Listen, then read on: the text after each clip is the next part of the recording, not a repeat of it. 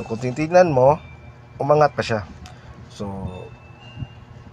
ang target mo lang dapat kanina dito is dito lang, ito lang. Bakit dito lang, sir? Kasi ito na tawag na pinili dyan is breaker block, no? Meron, nakita mo may isang green, di ba? Ito, nakita mo may isang green candle, itong green candle. So ito yung green candle, buyer yan.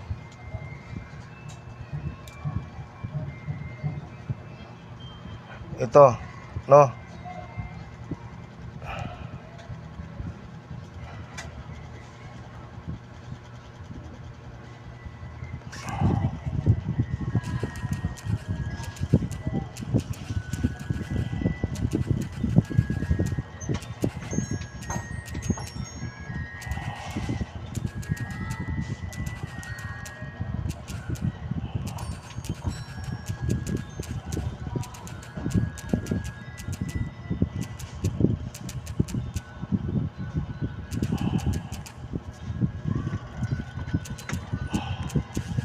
Di pakita.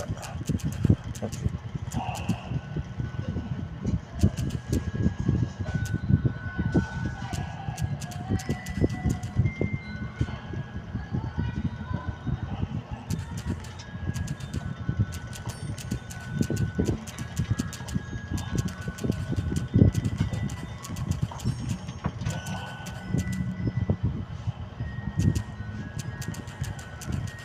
Advance na mig ko na $9 $9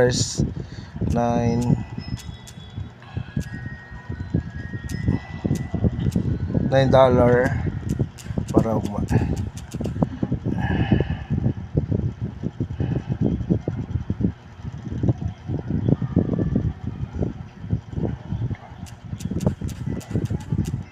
Ato ga pong kaon ang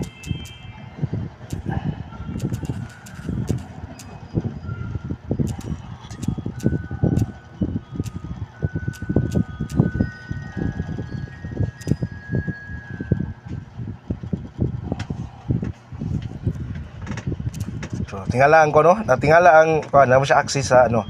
Meron siya access sa account niya, no? Kikita niya kung nati-trade ba ko wala. So, ang sabi ko dito, ugma na sad. So, bukas ang naman. Kaso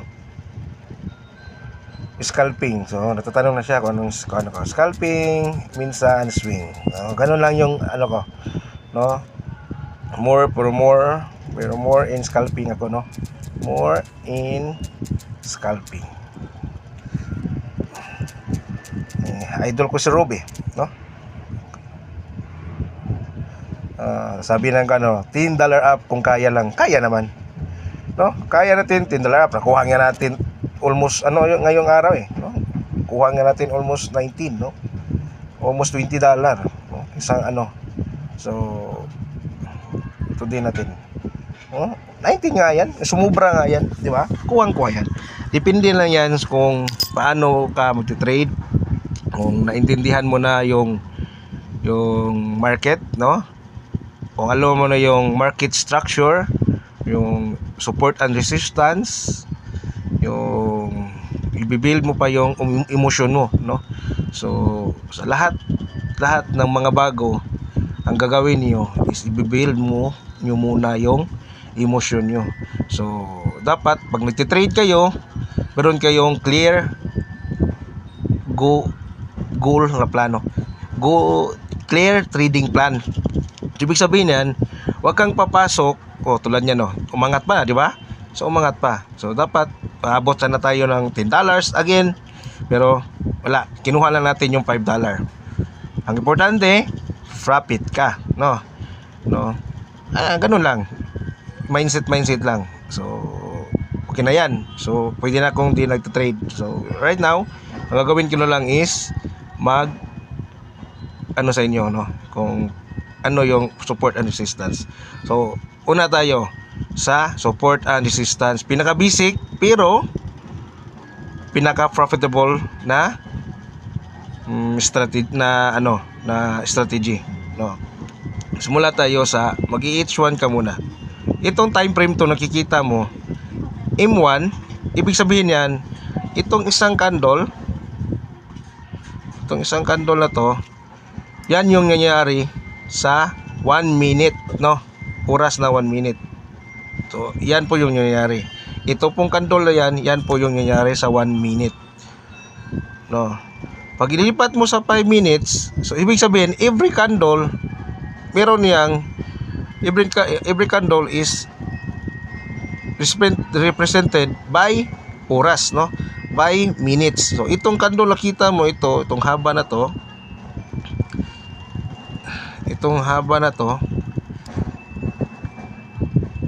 yan yung nangyayari sa 5 minutes candle. So, bilis, no? Bilis, sir. Bilis mo. Sa 5 minutes lang, biglang bumaba, no? Biglang bumaba. So, nakikita mo, sobrang bilis. No? Gulat ka, no? Sobrang bilis, sir, sa 5 minutes. So, ganun ka volatile si gold.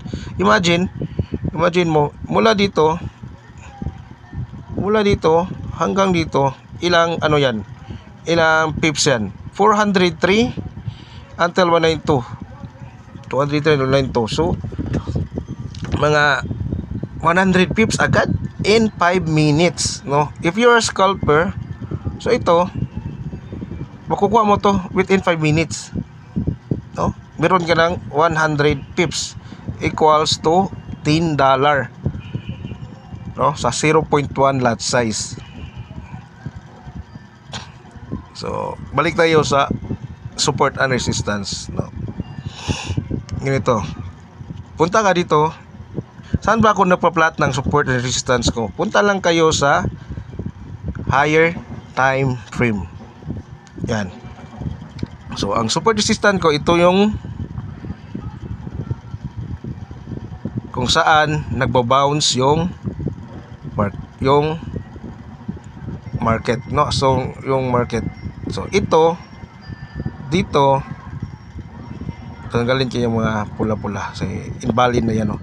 So, gawa tayo ng bagong SNR natin. So, dito, ang SNR ko dito, ito, no? Yan. I-plot mo yan. So, saan yung i-plot mo kung saan yung support mo. Ito, support. Bakit support yan, sir? Bakit dito nagbabounce yung price, no? Every time bumaba siya, nagbabounce. So dito nagbabounce. So napapansin mo, ito it's for time frame. Pag ilagay mo yan sa M30, nakikita mo, andyan siya sa linya mo, no? Nagbounce, no? Nakita mo to. Ito, tawag namin ito liquidity sweep. So ito, no, ang ginawa ng market is kinuha niya lahat ng liquidity nito. Ito. Yan. So, di niya lang sinaga dito, no? Hindi siya umabot dito. So, ito lang yung tina-target niya. Bakit kinuha niya to, sir? Kasi, andito yung mga naka-hold, ng mga naka-buy, ng mga naka-trail stop, no? So, may naka-buy dito, may naka-buy dyan, na mayroon naka-hold, yung tinatawag nating swing traders, no? Minsan dito, nag-hold sila dito. Ang ginagawan lang nila is, yung SL nila, yung sinabi ko nung unang video, is, nilalagay nila dito sa itaas, no? So, ang SL nila, naka-trail stop sila, nilagay nila dito sa itaas. So, meron lang SL dito, SL dito, SL dyan. So, ang ginawa ng market, iba-balance. Yan yung forex trading, no? Yan yung ginagawa ng market, iba-balance. So, kung may talo, syempre, may nanalo. Yung mananalo, syempre, anong ibabayad mo doon? Diba? So, ang ibabayad mo doon is yung liquidity. So, yung mga na-ESL, diba? Yun yung ibabayad mo doon. So, yung iba, kasi itong mga pro na, marunong na, nabalikan nila ang ESL na dito, pero profit sila. Sino lang ba yung nalugi dyan, sir? Yung mga beginner na hindi alam paano magpupwesto ng entry, no? Yung mga beginners. Kasi yung pag beginner ka kasi, minsan tikas yung ulo mo eh. Natuto ka na, meron ka ng market structure. Ito, alam mo na every time na tataas yung market, nagiiwan siya ng lower low. So, lower low, ito, lower low, lower low. Lahat ng nasa lower low is pira po yan, liquidity po yan. So, liquidity, liquidity, liquidity. So, liquidity po yan, no? So, lahat ng nakasa lower low. So, kaya ang ginagawa ng market ng mga banker, mga bank, mga mayayaman, mga institutional is kukunon nila. So, maglalagay sila ng malaking volume dito sa itaas. Mag-sales sila ng malaking volume dito sa itaas para makuha nila ito. No? Tapos mag-i-exit sila agad dito sa area na to, no? So nag-i-exit sila lahat diyan. Tapos buy ulit, no? Sila dito, meron silang buy limit order. Okay? So, ganun lang. Ang support, ulitin ko ang support is kung saan yung price nagba-bounce ng paulit-ulit. Ha? Yun yung support. Support, bobounce siya. Tapos, yung resistance, kung saan yung price na bumababa ng paulit-ulit. Ito, tulad nito. Ito is resistance mo na to. Itong sa itaas. Itong nasa itaas na yan is ginawa mo ng resistance. Bakit, sir? Bakit naging resistance na yan? Kasi kung napapansin mo, dalawang ulit siyang tinamaan, no? Dalawa siyang ulit na tinamaan. So, meron yang tawag diyan, candles, no? Magbabasa ka ng candles. So, nasa YouTube lang yan, no? Paano ka magbabasa ng mga candles. Ang importante magbasa sa candles is yung mga rejection, saka ito liquidity sweep. Yan lang yung pinaka-importante. Yung iba wala na, no? Saka ang iba meron silang tinatawag na price action. So every time may volume, doon sila pumapasok. Tulad nito, may volume, di ba? Pumapasok sila. So alam nila na merong maraming orders diyan na magmo-move ng market either bababa or pataas. Nag-gets niyo? So ganoon lang siya. So ito na yung support and resistance mo. So dito ka na magte-trade. Naka-focus ka na dito, no? Itong area na to, dito ka na naka-focus. Pag ito nabasag, pag gumanon yung candle, close above, pangit ang drawing. Pag ganun yung candle, close above this area, magko-continue yan pababa hanggang asaan yung next support, no? Kung asaan yung next support mo. So, ang gagawin mo is plot ka ng mga area kung saan ka nagbabay. So, tawag dyan, trading plan. So, papasok ka, dapat meron kang trading plan. Hindi yung nanguhula ka. Kasi pag nanghula ka, nangyari yan, nagiging sugal yung trade mo. So, pag sugal, ibig sabihin, kinakakabahan ka na. Sapagkat wala kang tawag dyan, wala kang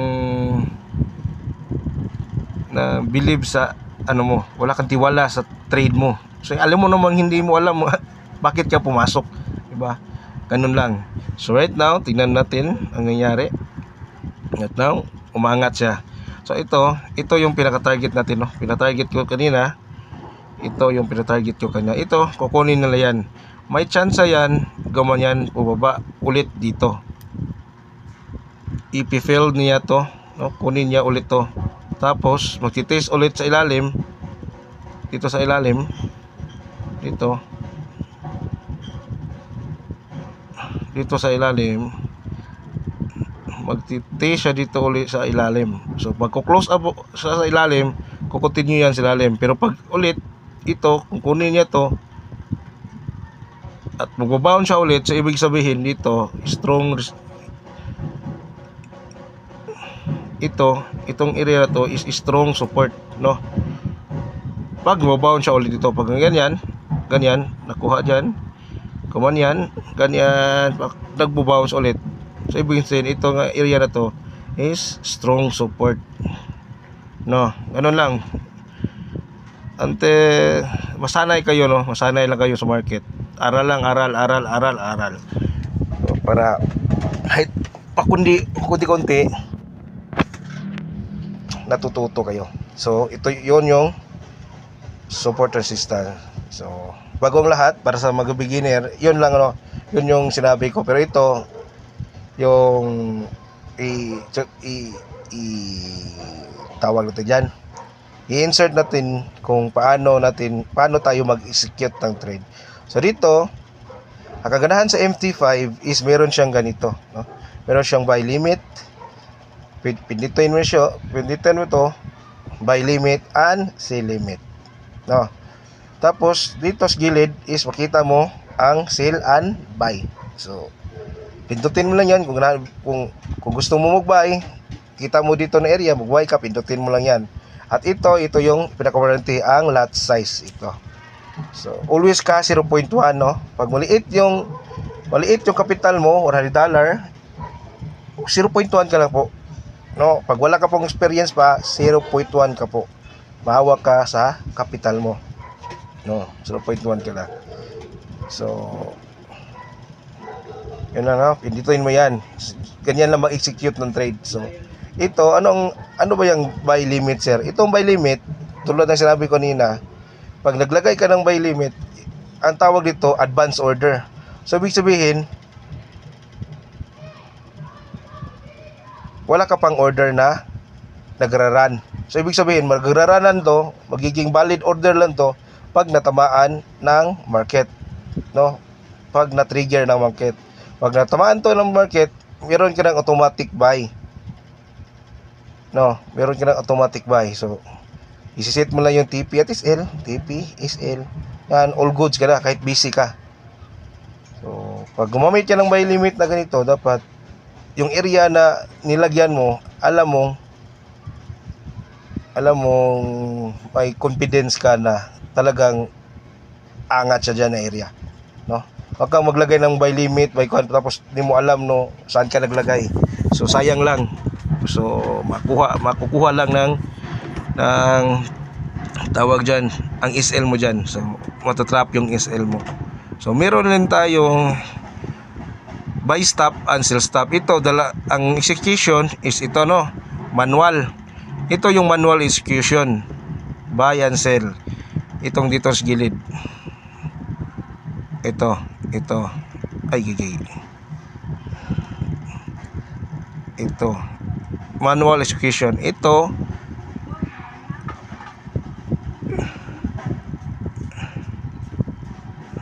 katapi niyan, yan yung rank clock, yan yung advance order, no, execution.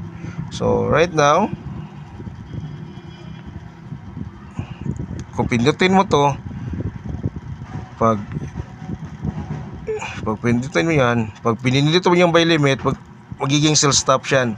Ang ibig sabihin ng sell stop, pag tinamaan to at tumuloy sa ibaba, automatic ka meron kang sell, no, meron kang sell automatic. Paano naman kung sa taas may lagay buy stop? Pag buy stop naman, pag tinamaan to, may automatic ka ng buy paangat. So continuation, no, para continuation. So ang sell limit iba, no? Kung ang sell limit paibaba, kung tamaan paibaba, ang sell limit pag tamaan to paibaba. So dito buy limit. So kung baliktarin mo, dito sell stop, dito buy stop, baliktad sila, no? Gets mo? Gets nyo? So ganun lang. Tapos ang counting sa pips, no, every 10 pips,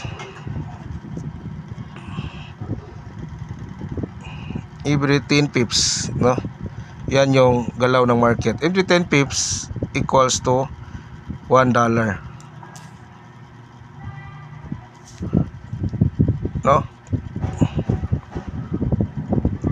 $1 pag naka 0.1 ka. Pag naka 0.2 ka, it's $2 ang magigain mo.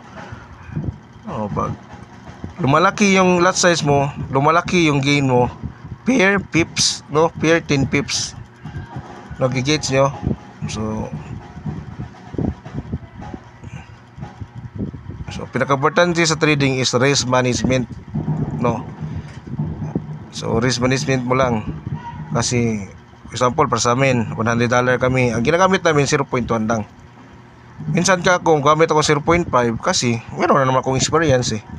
Paano ikaw pag wala kang experience, damit ka 0.5, ilang pips lang yan, maubos ka, no? 200 pips, 200 pips ita times mo sa 0.5 equals $100.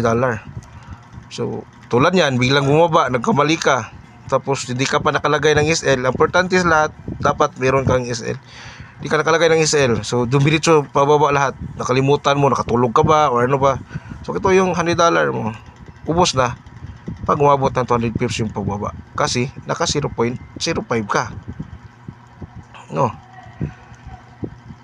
Kasi 0.05 ka. So ang management lang yan, pag umabot ng 400 yung capital mo, pwede ka ng 0.02, no? 400 to 800, 0.02 ka lang. Pag 1,000 na, umabot ng 1,000 ang capital mo, 0.03. Ganun lang. Kung umabot ng 2,000, 0.05 ka na. Ganyan lang yung capital mo, no? Bakit? Para mataas yung tawag ko dyan, exposure mo sa market, hindi ka ma-wipe out agad.